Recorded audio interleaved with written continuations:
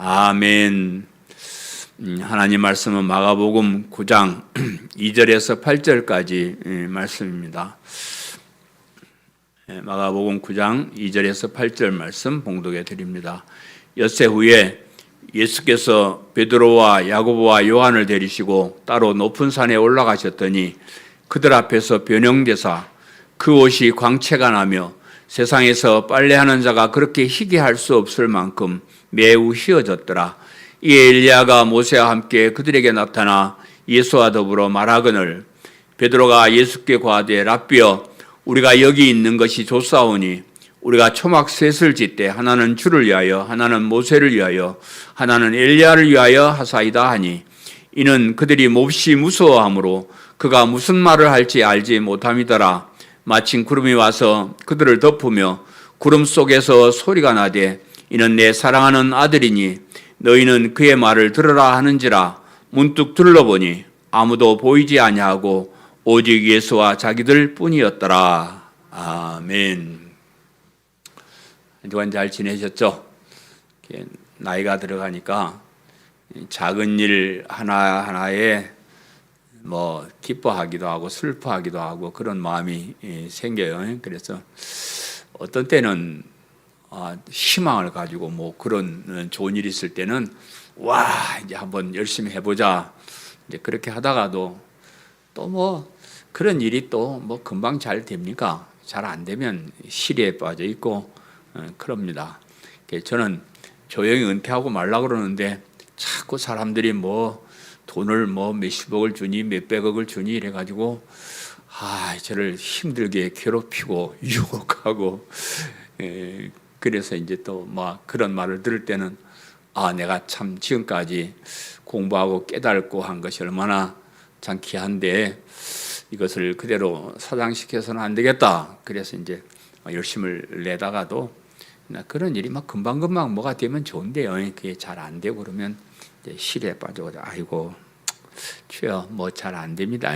그러고 이제 그런데 지난주에 제가 이사야 성경 구절 한 절에 딱 꼽혀가지고 좀 새 힘을 얻었다 할까요? 그런데 이사야에서 32장 8절에 있는 말씀인데 이런 말씀입니다. 존귀한 자는 존귀한 일을 계획하노니 그는 항상 존귀한 일에 서 있으리로다. 그 말씀을 별거 아닌 말씀인데 이제 가슴에 팍 이렇게 와닿는 거예요. 성경 말씀은 가끔 또 그렇기도 해요. 존귀하다는 뭐냐? 참 존귀하다는 것이 우리가 표현할 수 없는 존경스럽고 귀하고 엄청난 것인데 사실 저와 여러분이 존귀한 사람이에요. 왜냐 그러면 하나님의 자녀라는 이 신분 이 뭐하고 비교를 하겠어요? 세상 모든 사람들이 사탄의 종이 돼가지고 사탄이 시킨 대로 죄나 짓다가 지옥 가는 그런 인생인데 하나님의 자녀가 되었다? 이것만 하나만 가지고도 우리는 이 세상에 고생하고 뭐하고 이런 거 다 보상받은 거예요. 그래서 우리가 존귀한 사람임을 조금 우리가 사람들이 좀 느끼면 좋을 건데 교회 오시는 분들도 별로 그런 것을 잘 못 깨닫는 것 같아서 좀 안타깝고 그렇고요. 이 존귀한 사람의 특징은 존귀한 일을 계획한다 이래요. 옛날에 노아 시대 때 타락한 사람들은 그들의 생각이 악이고 그들이 계획하는 일이 악이라 그랬어요. 근데 존귀하는 사람의 하는 일은 생각하는 것이 존귀한 것이고 계획하는 일이 존귀한 거예요. 우리가 이 존귀한 신분을 가진 사람들은 세상 살아가면서 존귀한 일이 뭐냐? 존귀한 일이 예수님을 믿는 거고 하나님을 섬기는 거고 주의 교회를 위해서 일하는 거고 이런 일들을 자꾸 생각하고 최우선으로 생각하고 그거 먼저 하는 거예요.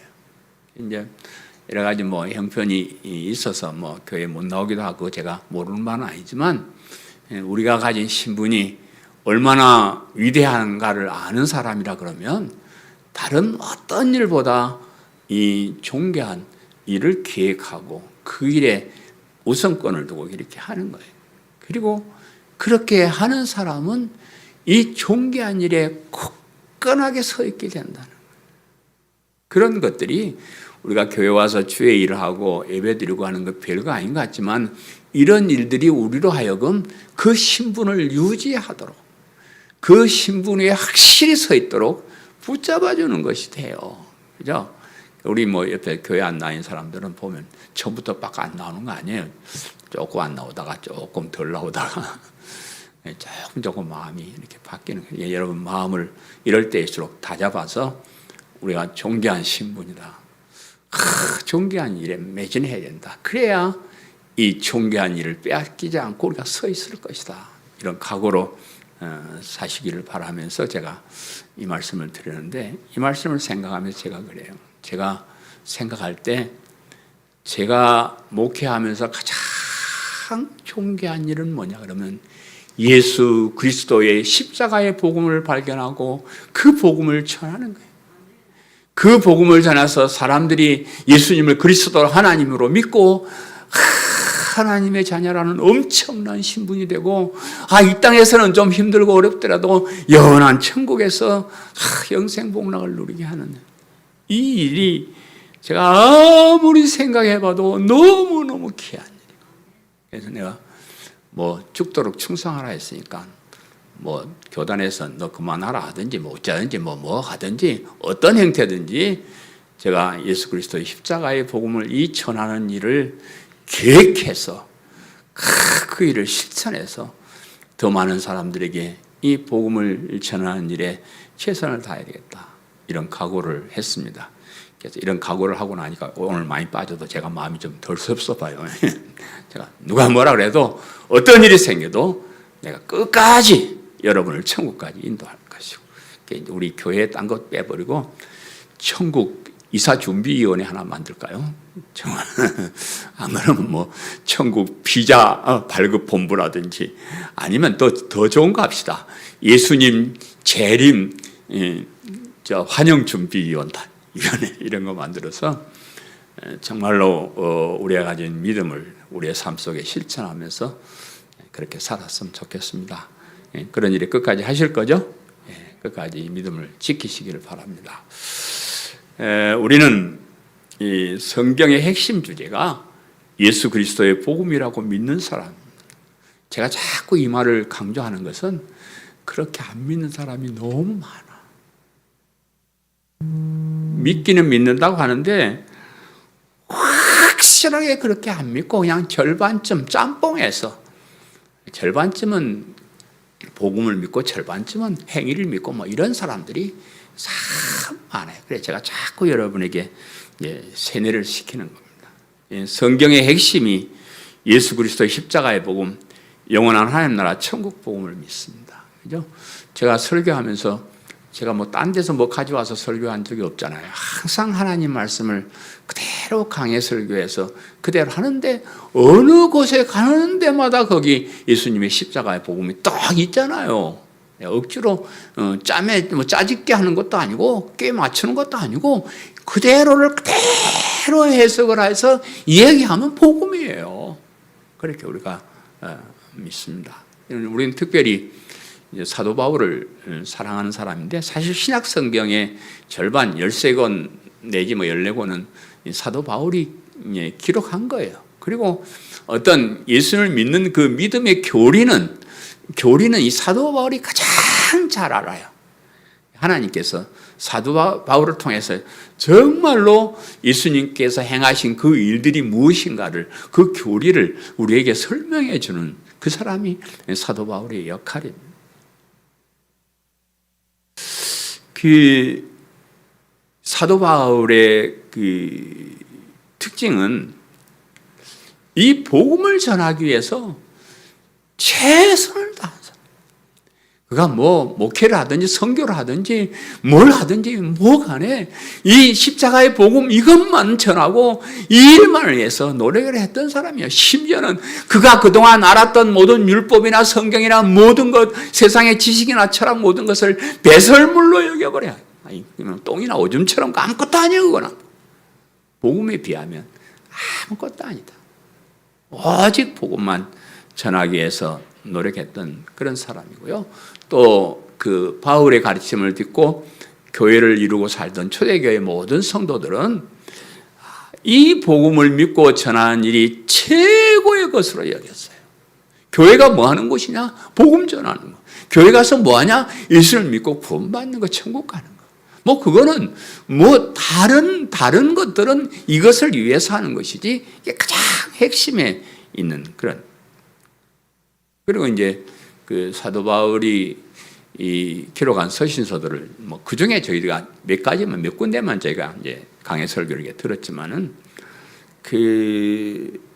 이 복음이 무엇인가를 중점적으로 기록을 해요. 그래서 우리 이제 갈라디아서 1장 7절 8절 말씀을 제가 자꾸 여러분에게 이제 또 얘기하고 또 이야기하고 하는데 여러분 자꾸 잊어버리니까 귀에 못이 박히도록 제가 하기 위해서 일부러 여러분 안 하는 줄 알면서도 또 인용을 하는데, 다른 복음은 없나니?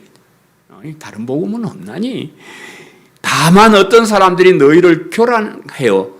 그리스도의 복음을 변하게 하매라. 다른 복음은 없는데 어떤 사람들이 그 복음을 변질시키고 여러분 마음을 혼란시켜서 구원을 못 받게 하려는 그런 나쁜 짓이다. 이렇게 얘기를 해요. 그러면서 또 그러나 우리나 혹은 하늘로서부터 온 천사라도 우리가 너에게 전한 복음 외에 다른 복음을 전하면 저주를 받을지어다 그랬어요. 하늘에서 천사가 와가지고 와 하나님 말씀을 새로 너희께 전한다 그렇게 말하면서도 다른 얘기를 하면, 이 바울이 전한 이 복음 외에 다른 얘기를 하면 이 사람은 복받는 사람이 저주받는 사람. 사람들이 교회 와서 복 받으려고 어떻게 복 받느냐, 그래서 다른 복음을 찾아서 하는데, 다른 복음은 복 받는 길이 아니고 저주받는 길이에요. 저주받는 길. 교회 다니면서 다른 복음 찾지 말라는 거예요. 성경을 읽으면서 무슨 다른 복음이 있나 하고 기웃거리지 말라는 거예요.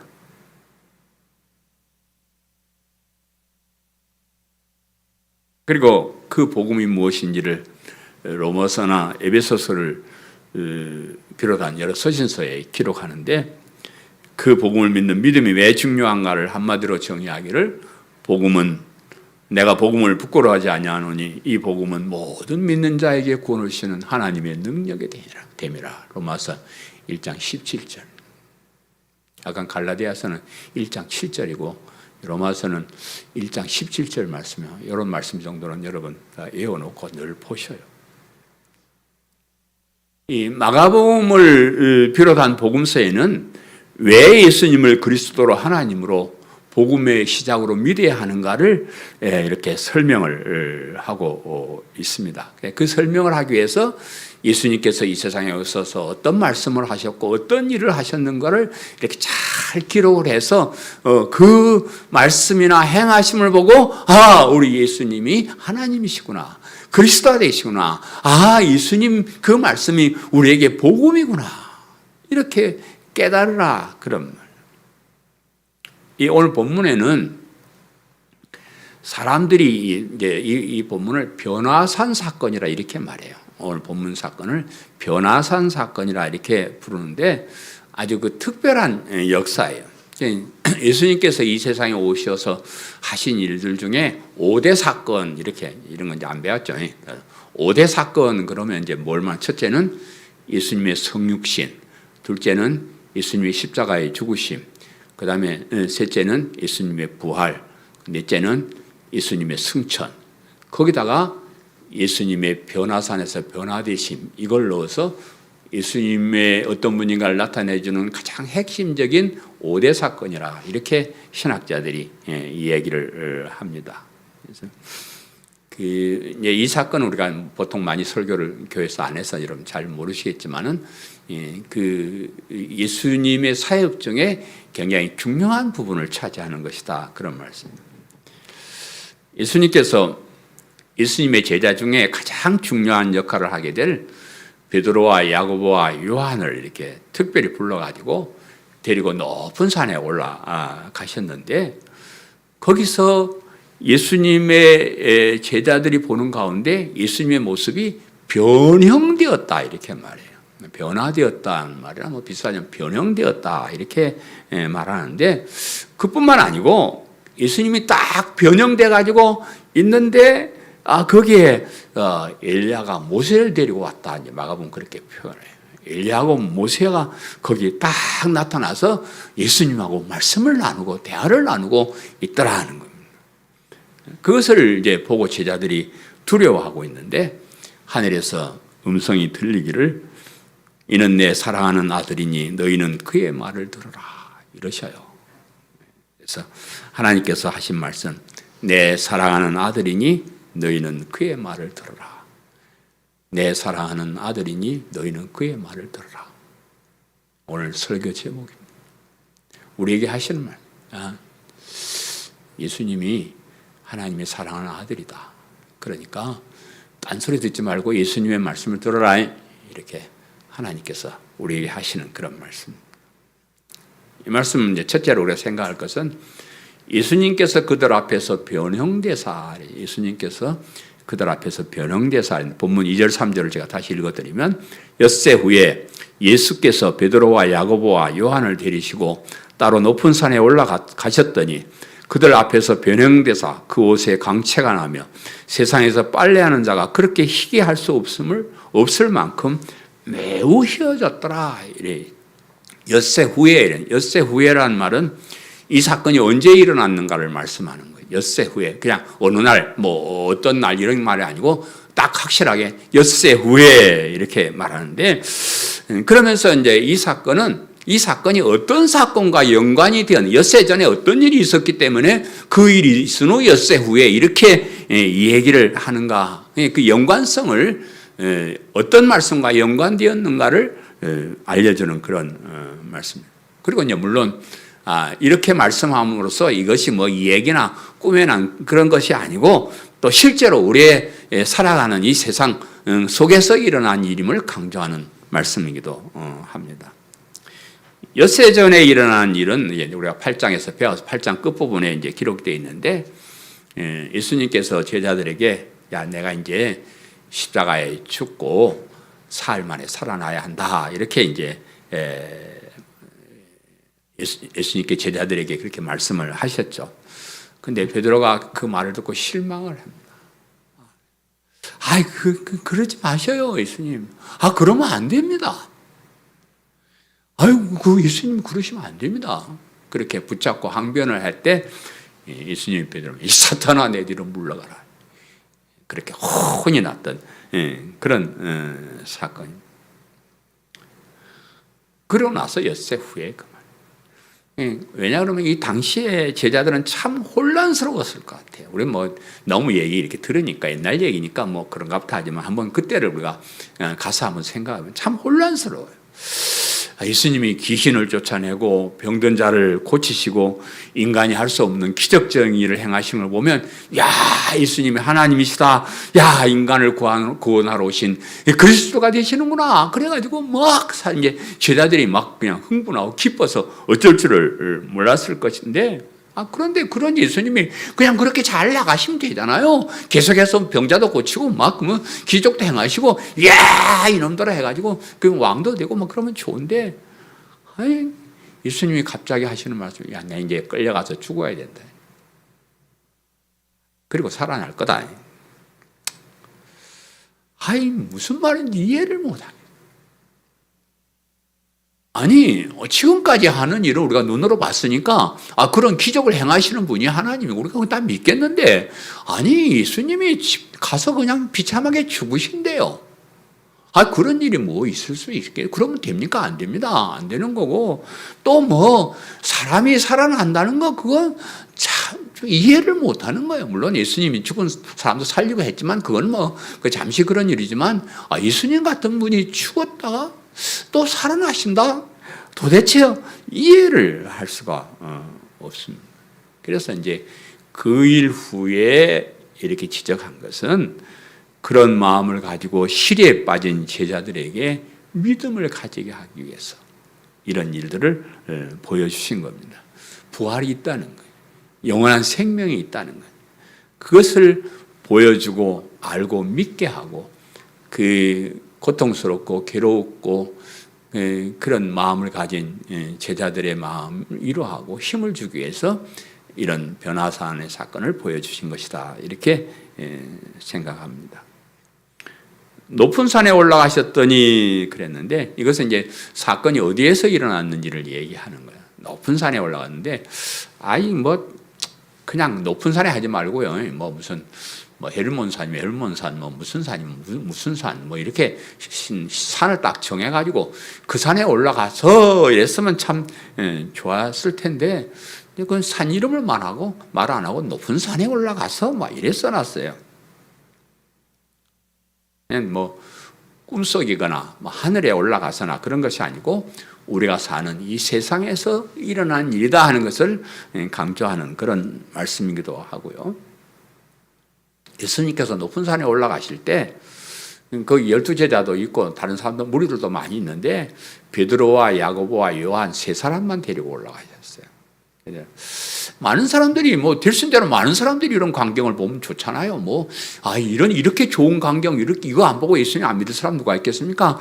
그냥 너희들 다 와봐, 내가 한번 보여줄게, 뭔가 보여줄게 해가지고 쫙 데려가면 좋을 텐데, 베드로, 야고보, 요한 세 사람만 데리고 올라갑니다. 사람들이 그런 일들을 보면 잘 이해를 하면 좋은데, 쓸데없는 생각들을 하고, 또 어떤 사람은 변화교 이래가지고 이단을 하나 만들어가지고 또 무리를 일으킬 만도 하고, 그래서 최소한의 사람들만 데리고 올라가신 거라 이렇게 보여져요. 그 유대인 사회에서는 재판이나 뭘 할 때 두세 사람의 증인만 있으면 인정을 하라 그래요. 혼자서 와서 말하는 거는 그건 네가 혼자 말하는 거 어떻게 믿어? 그러나 두 사람이나 세 사람이 와서 똑같이 증언을 하면 그거는 믿어야 된다, 이렇게 보니까 세 사람, 그 중에서도 가장 신뢰하고 따랐던 베드로, 야고보, 요한만 이렇게 데리고 올라가신 것으로 이렇게 보여집니다. 그들 앞에서 변형대사 그랬는데, 예수님의 모습이 갑자기 변화되셨는데 제자들이 보니까 예수님의 옷에 광채가 나더라. 참 또 좀 이상한 표현을, 세상에서 빨래한 사람이 그냥 힘껏 빨아도 도저히 흉내낼 수 없을 정도로 그냥 하얗게 빛이 나는 그런 옷을 입고 계시더라, 이렇게 이제 말씀을 하시는 거예요. 사실은 예수님께서 변형되셨다고 할 때 그런 겉모습이나 옷의 색깔만 바뀐 것이 아니고요, 완전 다른 형태로 그 형질이 변형된 것이다, 이렇게 이제 해석을 합니다. 그래서 예수님께서 부활하신 이후에 어떤 그 모습을 미리 보여주시는 것이기도 하고, 또 예수님께서 성육신 하시기 이전에 원래 하나님이셨잖아요. 그 하나님의 원래의 모습을 그냥 사람들이 볼 수 있는 형체로 보여준 것이 아닌가, 이렇게 이제 생각합니다. 우리가 소망을 가지고 믿음으로 살아야 할 이유가 여기 있습니다. 우리가 이 세상에서 적당하게 좀 살아보려고, 좀 더 잘 살고 좀 보람된 일을 해보려고 예수님을 믿고 교회 다니고 그런 거 아니잖아요. 예수님께서 변화산에서 변형되셨던 것처럼 십자가에 죽으시고 부활하셨을 때 가졌던 그 신비한 몸으로 우리도 부활하고 변형되고 그런 소망이 있기 때문에 우리가 이렇게 교회에 오는 겁니다. 그거 아니면, 바울도 그래요. 우리에게 부활의 소망이 없으면 우리는 세상에서 제일 불쌍한 사람이라 그랬어요. 평생 교회 맨날 다녀도 복 받는 것도 없는데 고생만 하고 그러냐고. 부활이 없으면 우리는 불쌍한 사람이에요. 그런데 부활이 있고 영생이 있기 때문에 우리는 엄청난 사람이다, 그 말이에요. 그런데 교회 오면서 이런 믿음이 없는 것은 그건 아무 소용이 없는 거예요.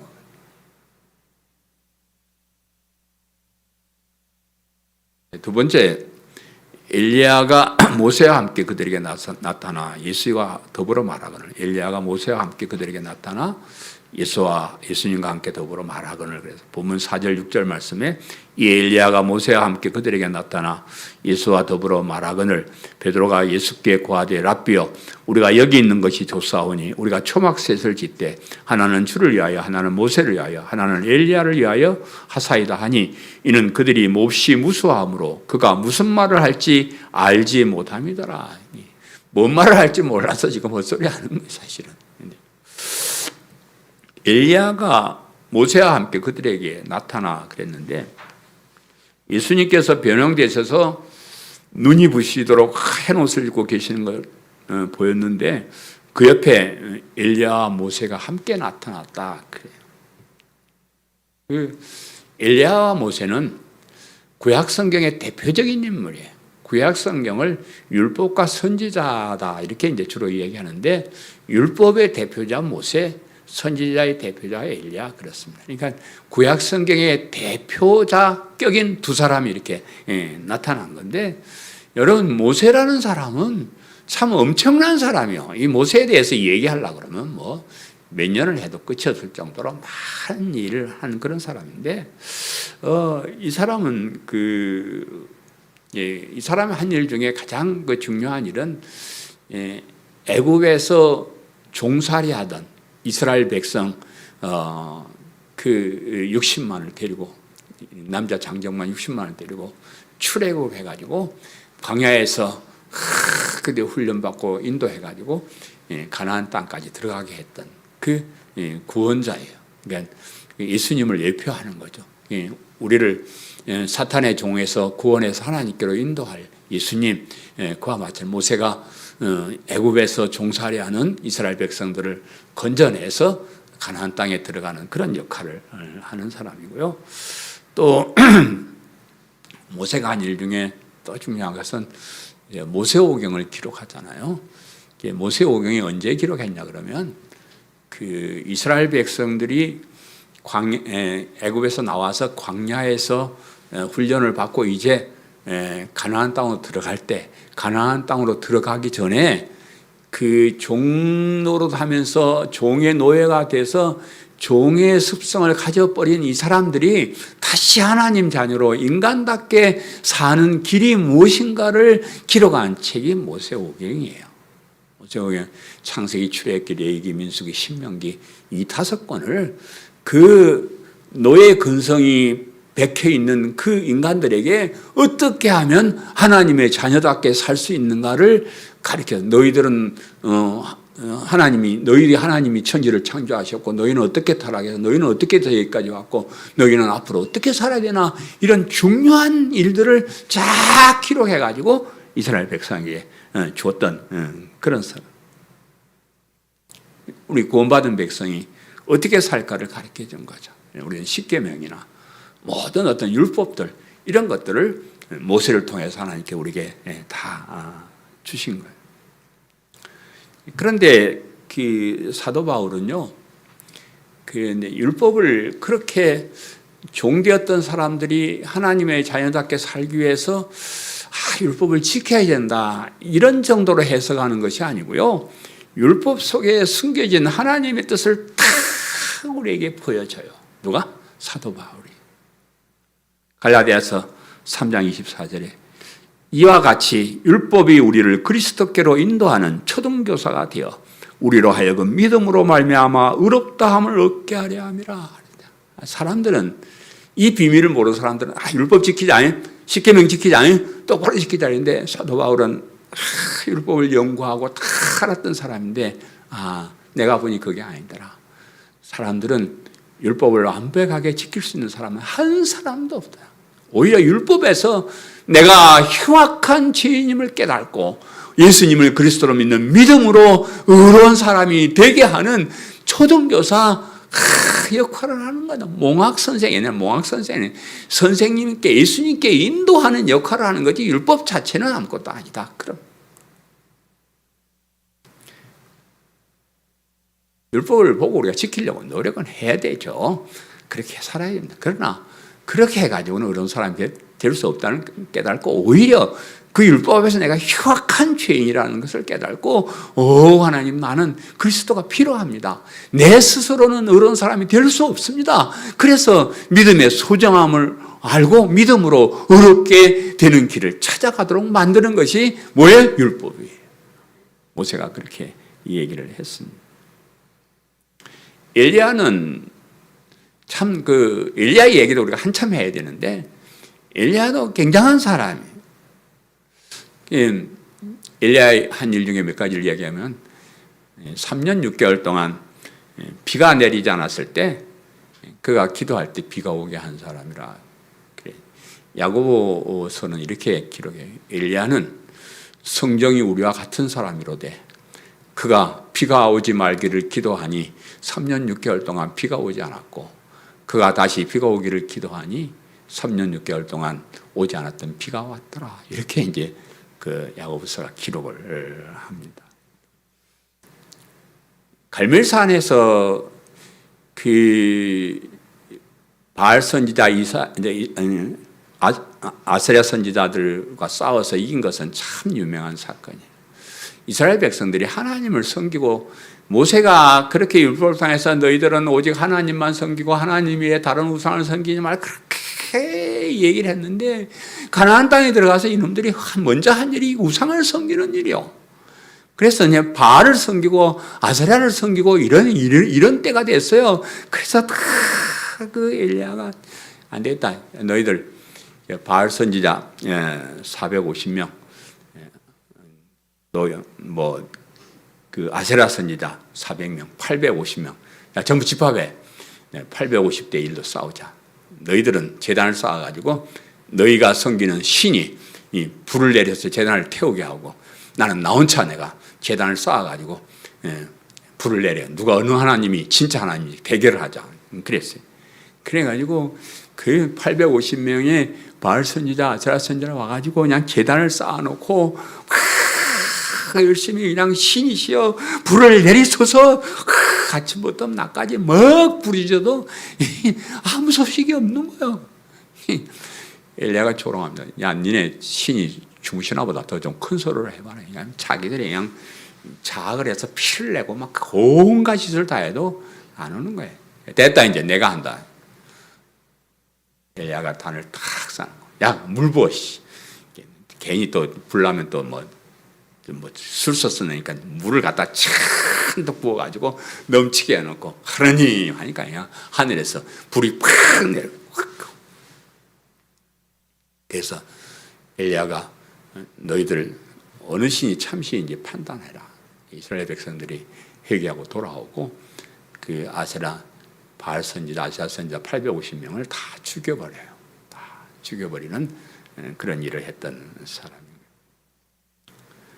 그리고 그가 사역을 다 마친 후에 남은 일을 제자인 엘리사에게 맡기고 죽지 않고 불말과 불수레를 타고 승천한 사람이 엘리야가. 열왕기하 2장에 이렇게 두 사람이 길을 가며 말하더니 불수레와 불말들이 두 사람을 갈라놓고 엘리야가 해오리 바람으로 하늘로 올라갔더라. 엘리사하고 엘리야하고 같이 가는데 엘리사는 땅에 놔두고 엘리야만 불말과 불수레를 타고 하늘로 탁. 우리도 좀 그랬으면 얼마나 좋겠어. 안 좋고 살아서 하늘로 올라가면 참 좋겠는데 그랬던 사람. 그리고 말라기 선지자는 말라기서를 마감하면서 이렇게 말합니다. 보라, 여호와의 크고 두려운 날이 이르기 전에 내가 선지자 엘리야를 너에게 보내리니.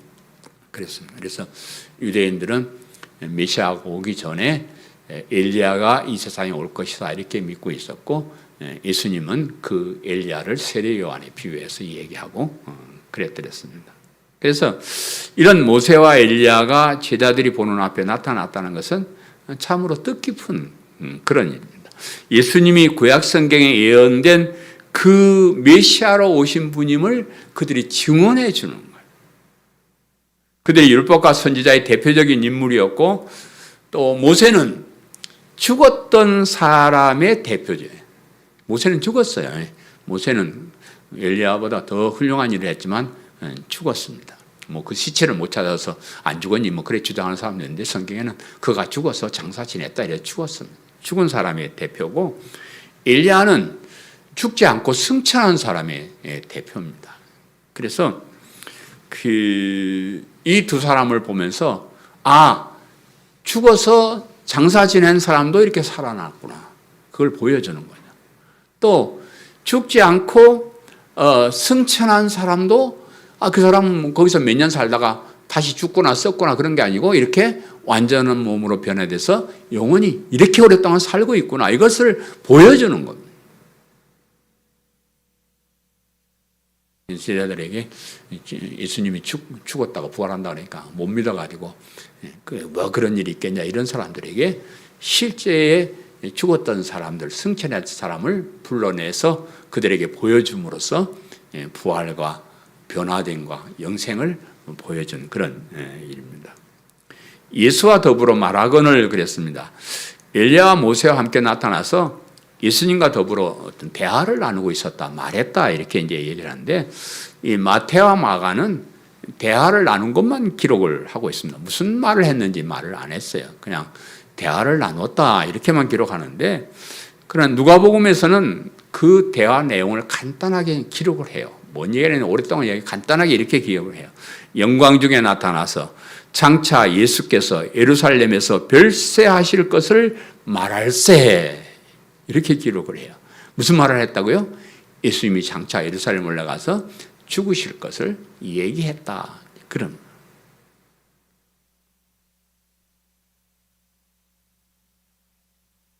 율법과 선지자의 대표로 온 모세와 엘리야가 장차 예수님의 죽음에 대해서 말씀하신 것은 제자들에게 하나님의 뜻을 설명하기 위한 것으로 이렇게 보여집니다.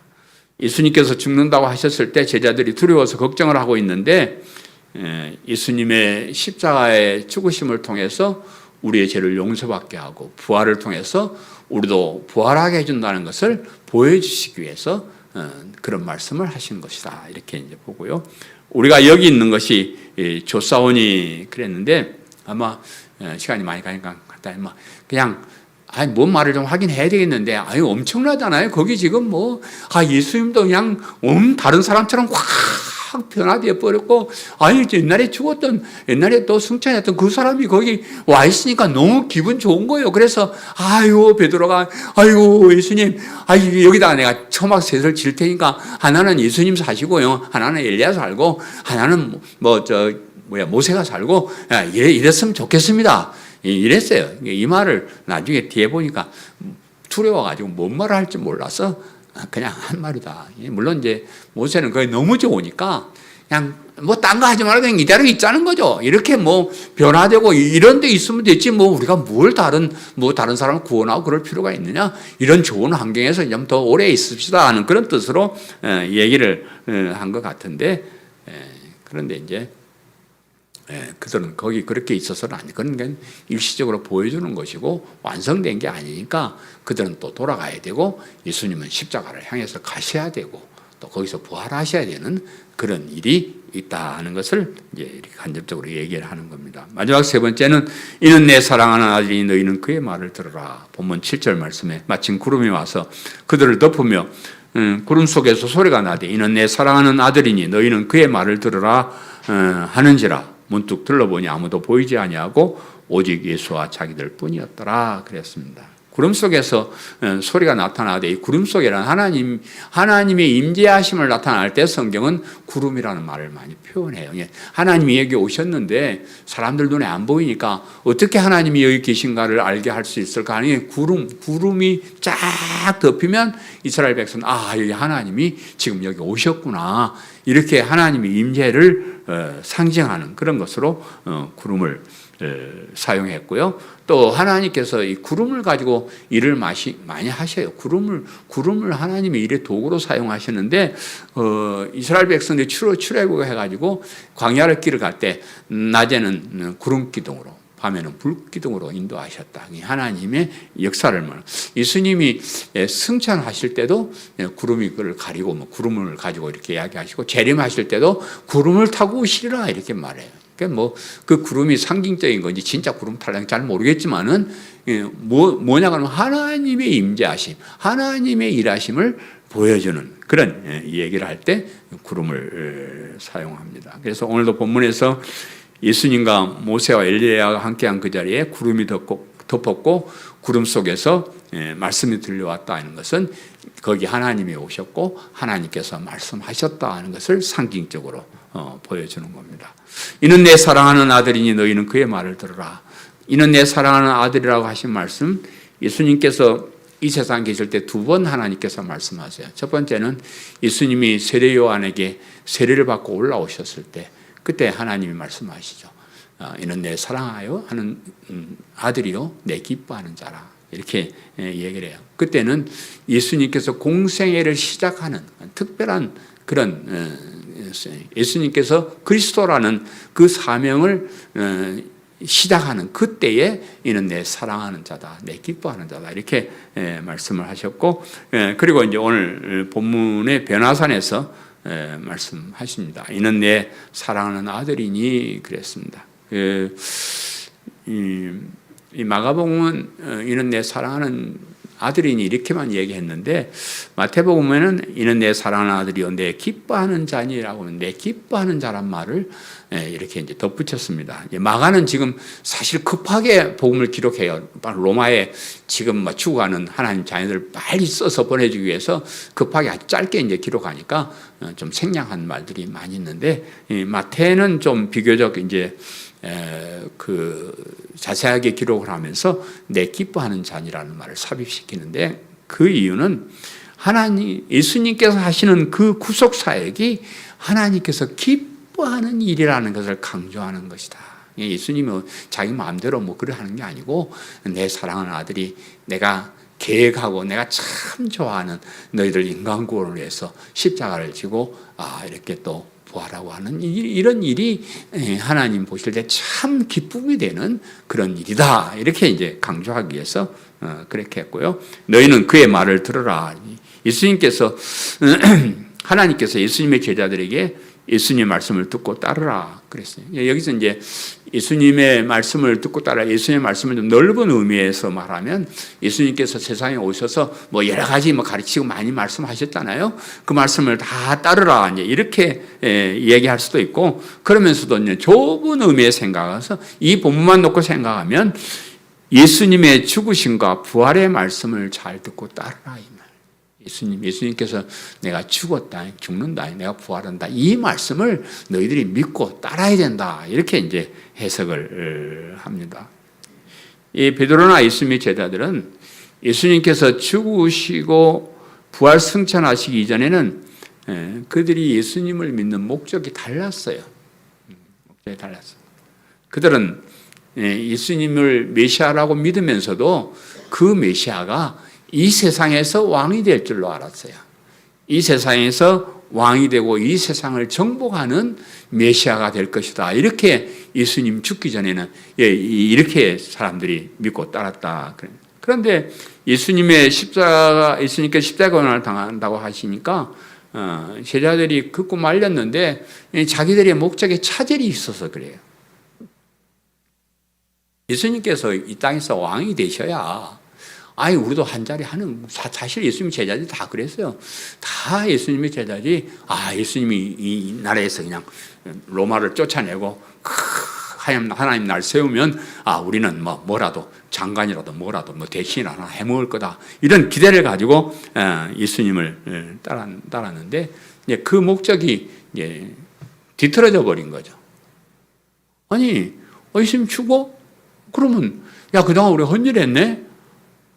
그래서 가룟 유다 같은 사람은 그거 듣고 충격받아서 예수님 팔아버린 그런 사람 아니에요.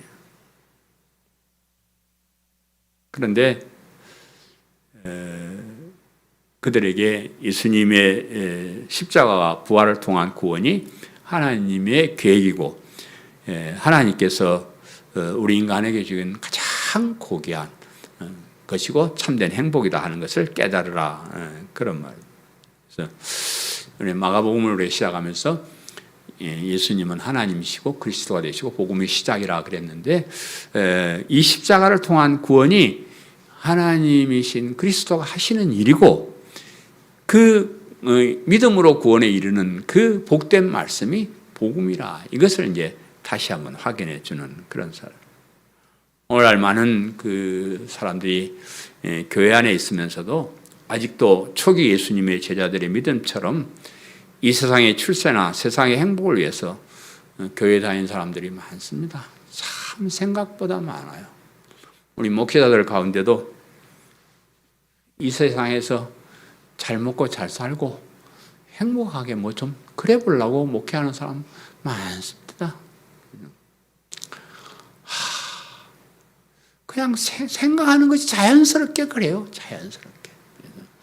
그래서 내가 어떤 목사님한테 그 스펄전 목사의 얘기를 내가 부자가 돼서 사탄의 소굴에 굴르는 것보다 가난한 사람이 돼서 하나님과 사는 게 나으니라. 그 말을 내가 얘기해 줬더니, 목사님, 돈 많이 가지고 사탄과 뒹굴지 않고 하나님과 동행하면 얼마나 좋습니까? 이래 버리는 거예요.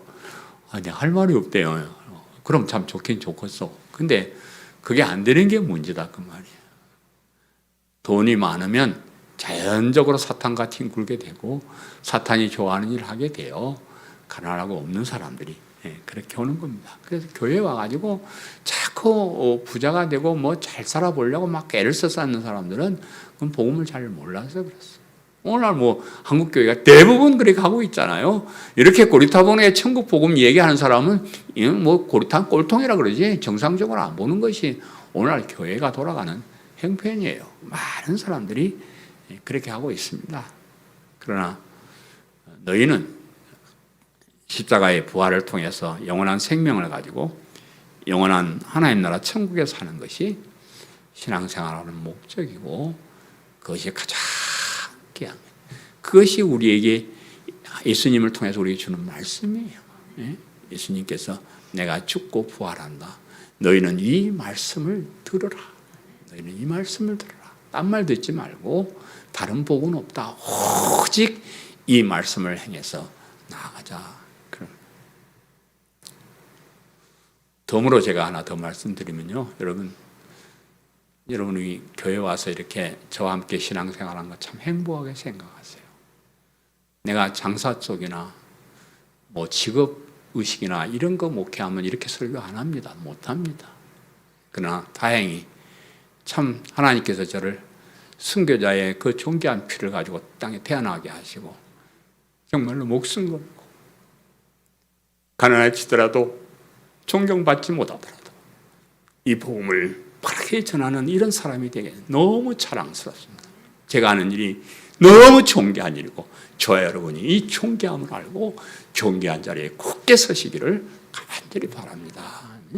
사랑하는 성도 여러분, 이는 내 사랑하는 아들이니 너희는 그의 말을 들으라고 하신 이 말씀을 기억하며 사시기를 바랍니다. 예수님은 하나님의 아들, 즉 하나님이시고요. 예수님은 하나님께서 기뻐하시는 하나님의 백성을 구원하시는 일을 십자가와 부활을 통해서 행하시고 우리에게는 그것을 믿는 믿음으로 엄청난 신분을 가지게 해주신 그런 귀하신 분입니다. 귀 있는 자는 교회에 주시는 성령의 말씀을 들으라 그랬습니다. 너희는 예수님의 말씀을 들으라. 내가 죽어야 된다. 부활한다. 그것이 너희가 부활하는 길이다 하신 이 생명의 말씀을 여러분 들으시고 그 믿음을 소중하게 여기시고 존귀한 자로 존귀한 일에 굳게 서는 우리 성도님들 다 되시기를 간절히 바랍니다. 아멘. 말씀을 생각하면서 통성으로 기도하겠습니다. 하나님, 별 볼 일 없는 티끌보다 못한 존재인데 존귀한 자로 이 땅에 태어나게 하셔서 이 복음을 들을 귀를 주시고 이 복음을 받을 옥토를 우리에게 주셔서 이렇게 복음을 듣고 복음을 따라가 믿음으로 살아가게 하심을 너무 감사합니다. 세상이 바뀌고 교회가 바뀌어도 진리의 말씀은 변하지 않고 우리가 이 땅에서 가장 하는 존귀한 일은 예수님을 그리스도 믿고 하나님을 섬기는 일이라는 것을 깨달아 알게 하시고 이 믿음에서 떠나지 않고 더 굳세지는 저희들 되게 도와주옵소서. 말씀을 생각하면서 통성으로 기도합니다.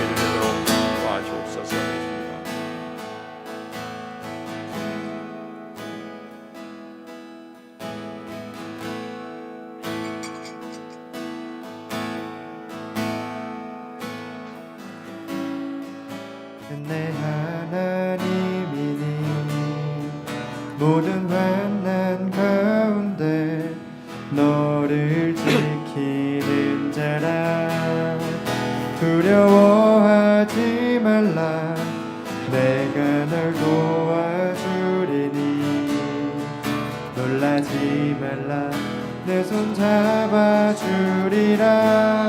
나의 안에 거하라 나의 안에 거하라 나는 내 하나님이니 모든 환난 가운데 너를 지키는 자라.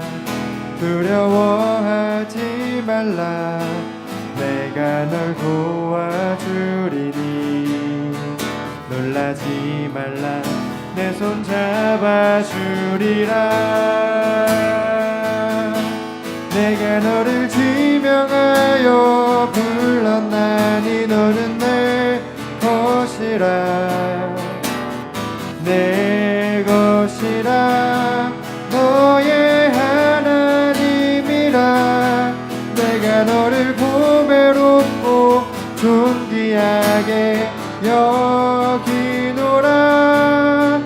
너를 사랑하는 내 여호와라. 내가 너를 지명하여 불렀나니 너는 내 것이라 내 것이라 너의 하나님이라. 내가 너를